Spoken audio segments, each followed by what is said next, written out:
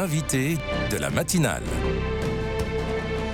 KTO Radio. De nos jours, les fake news, les fausses informations pullulent sur Internet et les réseaux sociaux. La quantité d'informations produites s'accroît, dopée par l'intelligence artificielle.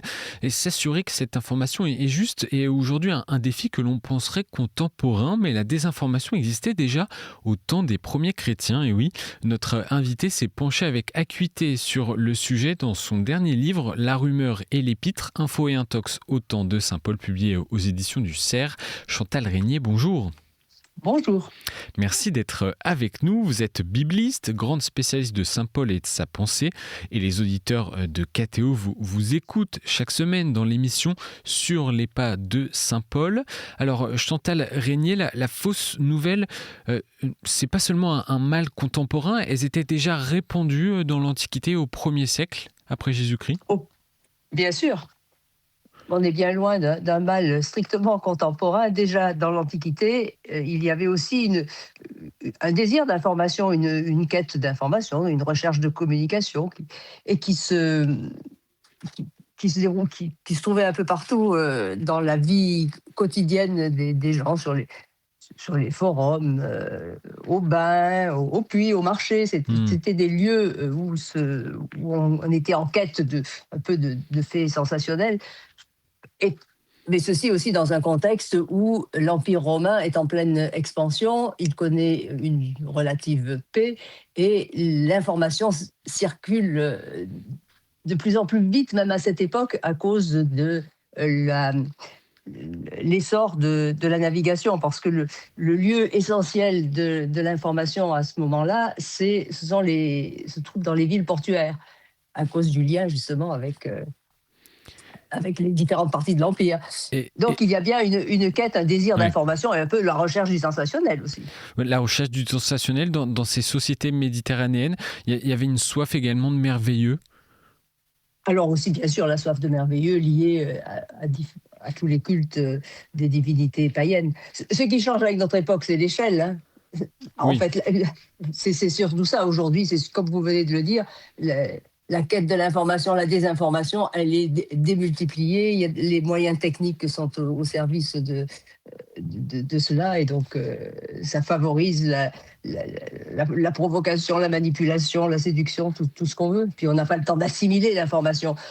Au moins, à l'époque de Paul, peut-être qu'il y avait un peu plus de temps pour assimiler, pour trier.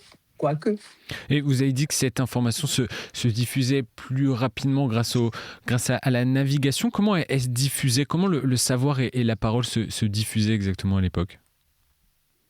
Alors, il y a bien sûr tout ce qui est rapport officiel, un petit peu les lettres, mais des lettres officielles. Il y a les informations orales. Tout est basé quand même essentiellement sur l'oral. Donc, c'est le bouche à oreille, c'est des affiches. Il y a aussi des affichages aussi, au moins à Rome, enfin dans les grandes villes, les monuments. Il y a des différentes manières de communiquer. Mais après, l'essentiel passe par la voix humaine et se transmet par les êtres humains, hein, pas par les machines. Alors bien sûr parce qu'on navigue, parce qu'on circule, c'est comme ça. Alors, il y aura l'organisation des services postaux, il y a différentes... Oui, il y a quand même des lettres, mais... Oui, il y a des lettres, mais des lettres qui sont des lettres officielles, plus que des lettres privées. Enfin, ça existe aussi, mais c'est un petit peu différent. C'est quand même l'originalité de Paul, c'est d'avoir utilisé la lettre de la manière dont il l'a utilisée. Et dans ce contexte, justement, Chantal Régnier... Que l'évangile a été diffusé par les premiers chrétiens, comment a été reçue la bonne nouvelle de Jésus-Christ crucifié et ressuscité pour sauver tous les hommes ?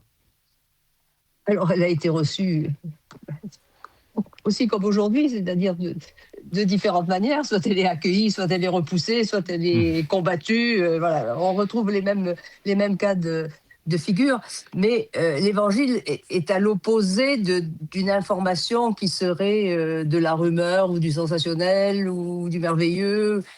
L'évangile, paradoxalement, il se dit, il s'annonce, il se reçoit, si j'ose dire, dans le silence, mais c'est une parole qui est claire et forte, parce que c'est la parole d'un Dieu qui crée par séparation, où tout est ordonné au bénéfice de l'être humain.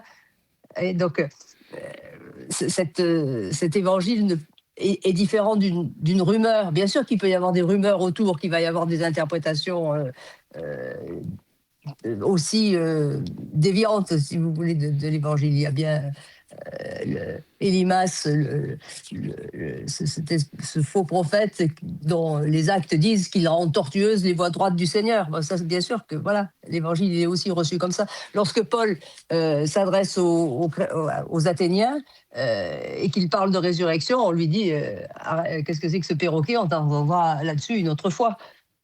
Donc, l'évangile.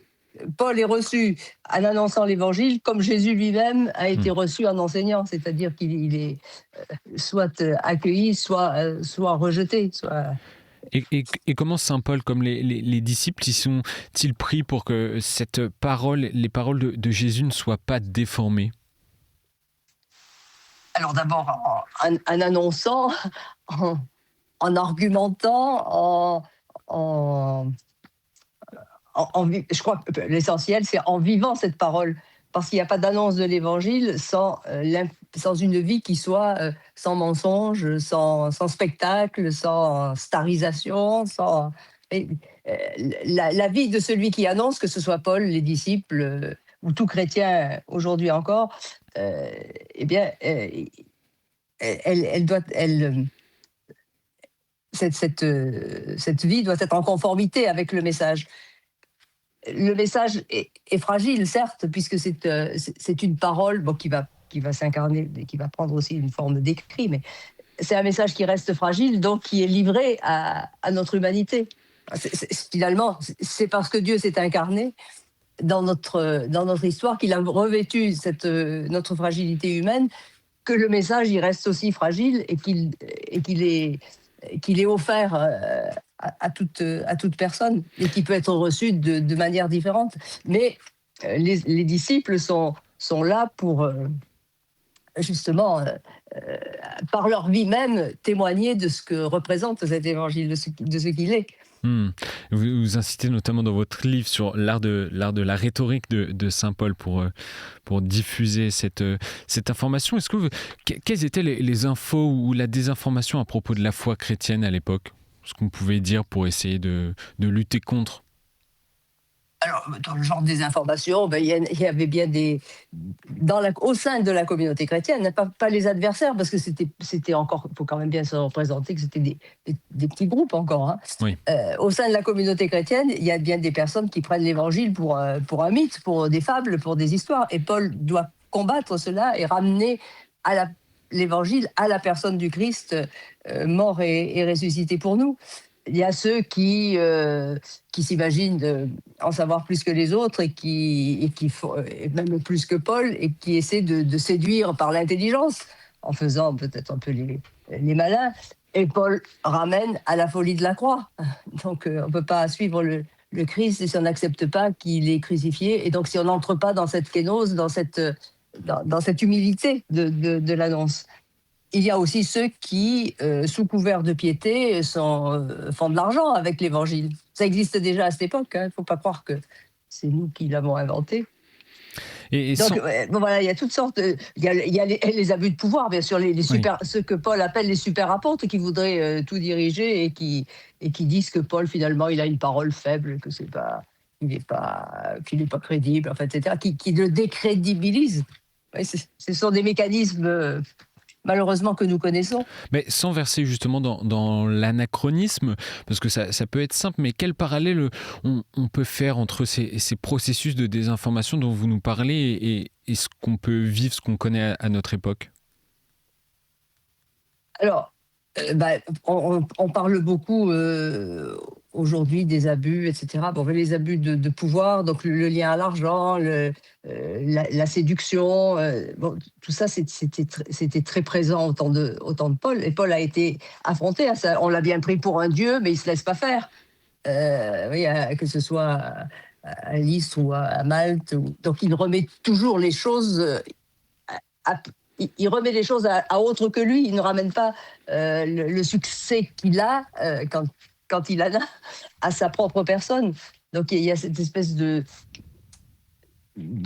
toujours d'attention à ne pas sombrer dans la vaine gloire.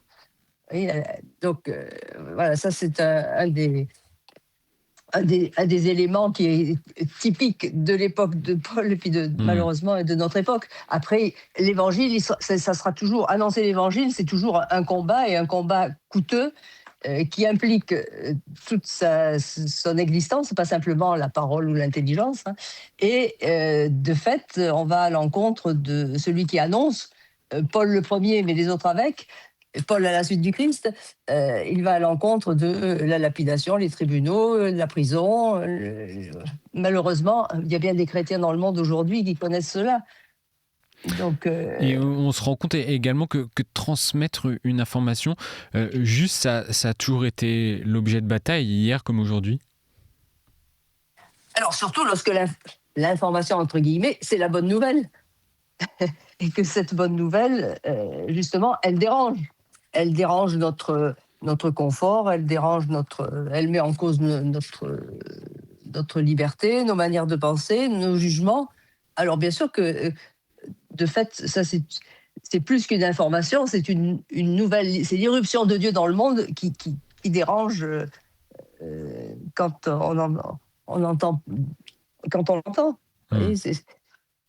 Donc, la diffusion de l'évangile et les détournements sont liés au dessein de Dieu qui a voulu se livrer dans et à notre humanité.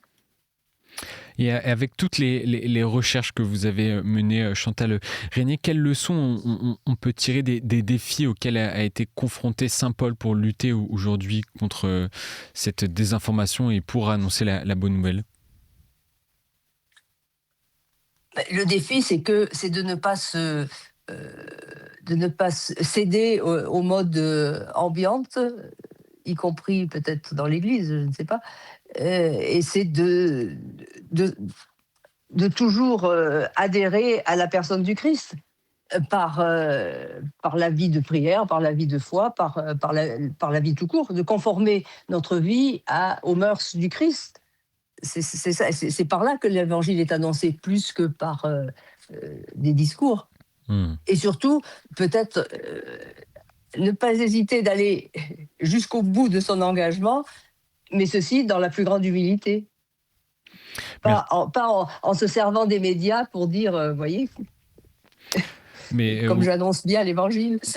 Effectivement, merci Chantal Régnier. On voit bien effectivement les parallèles qu'on peut faire entre les deux époques. C'est intéressant, et pour en savoir plus et pour davantage creuser ce sujet, hein, j'invite les auditeurs à se tourner vers votre livre. Donc je rappelle le titre, La rumeur et l'épître, info et intox au temps de Saint Paul, c'est aux éditions du Cerf.